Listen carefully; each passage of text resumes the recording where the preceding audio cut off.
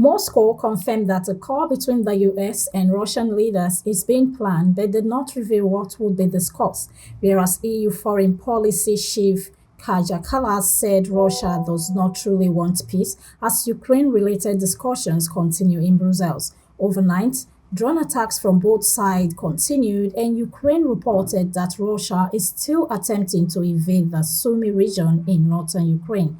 Sumy is near Russia's Kursk region, where Russian forces are regaining control. Ukrainian troops described their withdrawal from the area as catastrophic. Meanwhile, the White House has rejected claims that it ignored a judge's order while deporting suspected gang members over the weekend. A total of 261 people, including 238 alleged Venezuelan gang members and 23 linked to the MS-13 gang, were deported to a prison in El Salvador. Some were removed under a rarely used law from World War II.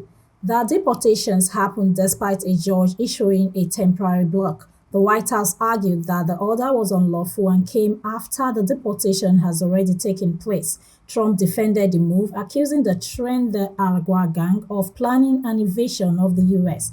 He used the Alien Enemies Act, a 1798 law allowing the deportation of non-citizens during war or invasion. The OECD predicts that rising trade tariffs under U.S. President Donald Trump will slow global economic growth and increase inflation. Canada and Mexico are expected to be hit the hardest due to the heavy U.S. tariffs, but the U.S. economy will also suffer. The OECD has cut its growth forecast for Canada to just 0.7% this year and in 2026 down from 2%.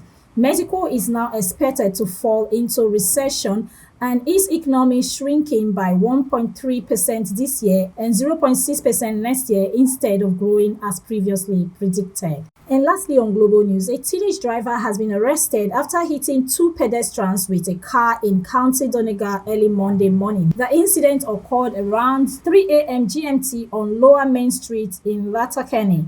The driver, who is in his late teens, was arrested at the scene and remains in custody.